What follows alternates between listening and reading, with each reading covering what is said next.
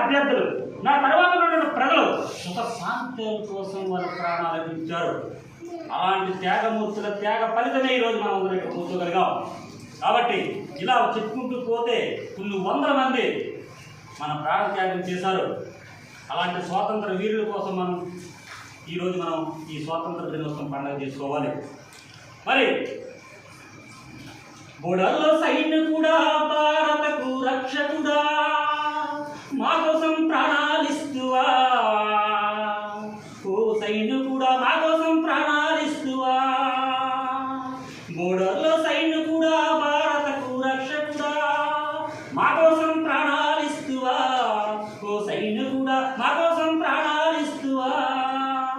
తన కుటుంబం లేదా, తన యొక్క భార్య పిల్లలు ఎవరు లేరా?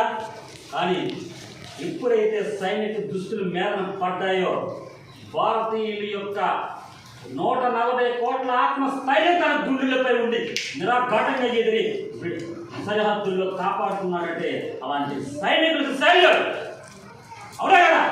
అలాంటి ధైర్యం మనకి ఎందుకున్నట్టుగా. కాబట్టి ఇప్పుడు మనకు కావాల్సింది విద్యార్థులారా, డిగ్రీ మాస్టరు ఇలాగే చెప్తారు అనుకోవద్దు.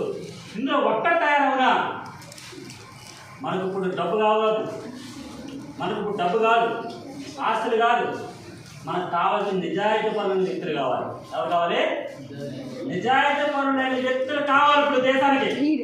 జంజీలు కాదు, జంజీలు రావాలి, ప్రశ్నించాలి, తర్కించాలి, అడగాలి, కడగాలి, తల్లేయాలి. ఎప్పుడు అన్యాయం ఉంటే కానీ దేశాన్ని మాత్రం కాపాడాలి. ఇలాంటి కాపాడుకున్నటువంటి వ్యక్తులు ఇప్పుడు దేశానికి కావాలి. ఇప్పుడు ఇంకో స్వాతంత్రం లేవాలి. ఎందుకంటే శరీరంలో రక్తం ప్రవహించే అన్ని భాగాలకు రక్తం ఏ విధంగా అయితే ప్రవహిస్తుందో, ఏ భాగానికైతే రక్తం ప్రవహించదో ఆ పాటలో మనకి పక్షవాతం వస్తుంది. పిల్లలారా, ఏమవుతుంది?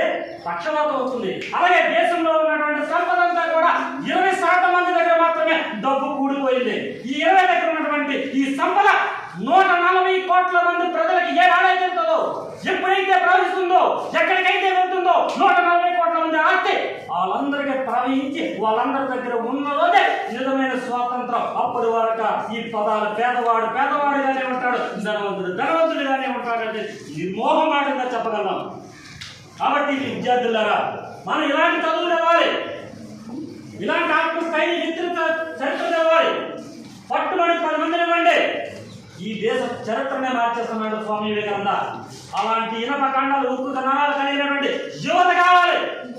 అంతే తప్ప దోచుకున్నావా, దాచుకున్నావా, పెట్టుకున్నావా, ఎవరికి కావాలి నీ సంపద? నీ తర్వాత వచ్చే తరం మంచిది కాకపోతే నువ్వు సంపాదించిన తరం అంతా ఒక్క తరంలో ఎగిరిపోతుంది. కానీ నీతి, నిజాయితీ, ధైర్యం, స్థైర్యం, ఆత్మవిశ్వాసం, ఈ దేశం నాది అనేటువంటి ఏ రోజైతే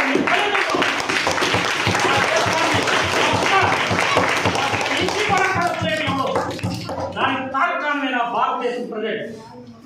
బంగ్లాదేశ్ చూసుకుంటే నియంత్రణలోకి వెళ్ళిపోయింది. అలాగే పక్కన ఉన్నటువంటి శ్రీలంక ఆర్థిక వ్యవస్థ పునాదులకైపోయింది. పక్కన పోతే బర్మా నియంతృత్వం, బంగ్లాదేశ్, పాకిస్తాన్, ఈ చుట్టూ ఉన్నటువంటి దేశాలన్నీ కూడా నియంత్రిత రాజ్యంలోకి వెళ్ళిపోయాయి.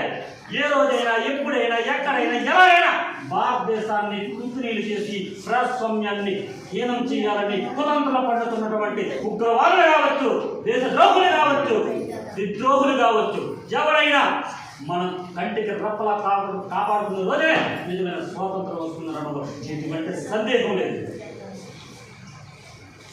దేవుడా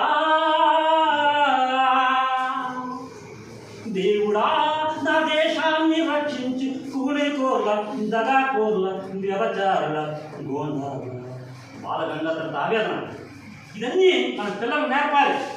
లక్షల ప్యాకేజీ కాదు కావాల్సింది, దేశాన్ని రక్షించేటువంటి వ్యక్తిత్వాన్ని ఎవడ కర్తవ్యం వాడిని నిర్వర్తించిన రోజున ఈ దేశం ఎక్కడికి వెళ్ళరా. అలాంటి చదువులు కావాలి మనకి. ఎత్తండి ఎంతరే స్వాతంత్రపు జెండా, ఎత్తవోయ్ ఎత్తవోయ్ ఎత్తి ఎత్తు ఆకాశం నిండా, కేడు కుజ తల ఊపుజ గాలిదారులంట, మన జెండా మనదే వీరుల నెత్తురు పంట. ఎంత చక్కని వరుడు వాడాడు, వీరుల నెత్తురు పంట. వాళ్ళు చనిపోతున్నప్పుడు ఆ రక్తాన్ని బయటికి వస్తే ఆ రక్తం పంట పొలాలకి విత్తనం అంటే ఏ విధంగా ఎరువు పెడితే పంట పండుతుందో అలాంటి స్వాతంత్రం పండించే విద్యార్థులరా చూడండి ఎంత చక్కని వరడు వీరులు నెత్తురు పంట. ఈరోజు మనం తింటున్నటువంటి ఆహారం అంతా కూడా ఆ మహానుభావులు త్యాగపరచు, ఆ మహానుభావుల యొక్క జీవిత ప్రాణ త్యాగాలు, ఆ మహానుభావుల యొక్క శరీరాన్ని రుణపాయిగా వదిలి నా దేశం బాగుపడాలనేటువంటి దేశం నాకేమి ఇచ్చిందని కాదు, దేశానికి దేశం మనకేమివ్వదో దేశాన్ని నువ్వు ఇస్తావు. కానీ ఇప్పుడు తరమంతా దేశం రానే రానే రానే రానే దోచే దోచే ఎంతకాలం ఉంటుంది దోచే. ఎందుకు చెప్పారంటే ఈ సంపద మనందరిదే, ఈ సంపద మనందరికీ చెందాలి. ఈ సంపద మనందరికీ చెందిన రోజునే బాడీ ఏ విధంగా అయితే శరీరం సహకరిస్తుందో ఈ సమాజం కూడా సహకరిస్తుంది. అంటే 80% పేదవాళ్ళు ఉన్నటువంటి ఈ భారతదేశంలో ఒకవైపు ధనవంతులు బ్రిటిష్ వాళ్ళు 2022లో